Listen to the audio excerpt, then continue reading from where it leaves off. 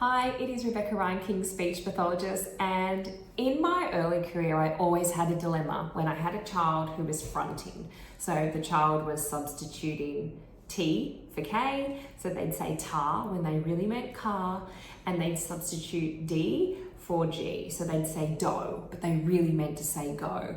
And I was guilty of jumping straight into therapy and just assuming that the child would pick up what I'm teaching. And often I found that my first few therapy sessions weren't as successful as what I thought, and I realized I was not teaching the child the rule. As a speech pathologist, I know the word fronting. It is a word that I use to describe when a child is replacing a front sound like T and D with a back sound, K and G. But our kids, our preschool age students in particular, are not walking around knowing I am fronting my K and G sounds. They don't really have that vocabulary, and often they're not aware of what they're substituting or what they're doing with their articulators. So what I want to show you today is I want to show you this story. It's called My Front and Back Sound Story, and it is child friendly, and it introduces this concept of fronting to the child, and it gives them the vocabulary, the understanding, so that when it gets to speech practice, maybe the minimal pairs approach, maybe the cycles approach, the student has words and they understand what we are talking about and what our goal is in therapy. It is always really important for me that the child has language and they can explain what they're doing, so that they can walk in and say, we're working on our front sounds and our back sounds, versus I don't know what we're doing in therapy. So this is the story, and it's how I most often introduce the concept of fronting and backing, or front sounds and back sounds. Okay, so I have uploaded this on my iPad because a lot of my students really enjoy seeing it and they like swiping and pushing the buttons, but you can also print this story off as well. So we start this just by introducing the terms of front and back, because I really want to make sure that the child understands what front is and what a back is. So we have these pictures and I start to read the story and introduce the idea that things have a front and things have a back. And often I will point, or I'll get them to point to the front of the bike and the back of the bike. We talk about animals have a front and a back, and then we relate it to people. Okay, so by this stage, I'm getting my child to point. We're pointing to our front, we're pointing to our back, and they have heard these two words, front and back, quite a few times. If the child is confused with front and back, I might A, consider teaching it deeply, or B, consider that these terms might not be the right terms for that child. So I'm just going to put that out there, because sometimes I'm like, I think I'm just going to confuse this little 3-year-old or this little 4-year-old because they're not quite sure what front and back means, especially if they have some vocabulary or language challenges. So after we've talked about our front and a back, we then talk about sounds. And this is the real crux of it, right? We talk about, did you know that there are some sounds that are made at the front of our mouth, and then there are some sounds made at the back of our mouth? And we talk about these students, and this girl, we can see her front, this is the front of her body, and she's so good at saying her front sounds. And I'm going to model them, t and d. And I'm going to say, did you see that? Did you see? T. My tongue's at the front, and D. Oh, I can feel my tongue at the front there.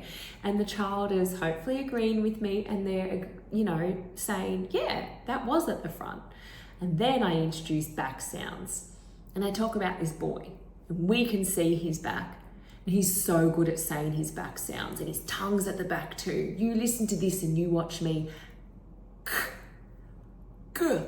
And right now, the child is seeing that there is a difference between these sounds. Often my students don't realize that they're actually saying front sounds. They've just sometimes never been explicitly told, like, hey, you just said tar, but you're pointing to a car and that doesn't make sense. So a lot of this can be the first time that the child is made aware that they're actually not saying these sounds and they're not doing this with their tongue. And with some students, I found that sometimes just by showing them this and explaining this, they can actually copy me and they can actually say their back sound. And it's like, yes, your tongue was back and you just use your back sound. Now, after that, I really like to talk about if we forget, or if, we put the wrong sound on, if we put a front sound on when we mean a back sound, doesn't really make sense, and it can actually confuse people. And I like to show them this picture. It's a picture scene, and I guess it shows what a communication breakdown can look like and what other people, meaning us as listeners, might think. So I have all these kids here and they're so good at using their back sounds. So she says like, do you want to play a game? And there's a game there, and he says like, look, I just found a key. And then we go to the next picture scene, and this is usually what the children are doing. We talk about if these children forget and if they use their front sound when they really mean their back sound, what she actually says is, do you want to play a game? And he says, look, I found a tea. And it's like, what? It doesn't make sense. They actually said key and they said game, but they use their front sounds. So that's what they actually said, and that's what the person listening is thinking what they mean. So sometimes this can be a real light bulb moment for students, because it's the first time that someone is telling them this is the consequence of that communication breakdown, as people might not understand what you mean. And so we relate it to our speech, and I might say, do you think sometimes you use your front sound and you might say T when you actually mean like mum's car key? Yeah. Or do you say you want to play a game, but you don't really want to play that, do you? You want to play this, a game with your back gut sound. So I am usually spending maybe half a therapy session, maybe 15 minutes explaining this, explaining the vocabulary. We're talking about it because I want the child to understand and to really have language that they can use, and to understand what our goal is going to be and what their speech pattern is and what they're here for, so that I can then use it throughout therapy to help cue them and to help them make sense of when they need to use their front sounds and when they need to use their back sounds. So we're trying to help them discover this rule. I like that idea of discovering a rule, and we have to familiarize them and let them know this rule, because right now they're just fronting everything and they're not really made aware of back sounds and when to use front sounds and when to use back sounds. The other thing we do in this story is I might say some words and I might see if they can point to the word that I'm saying. So I might say words like go, and the child would let me know if they heard a back sound or they heard a front sound.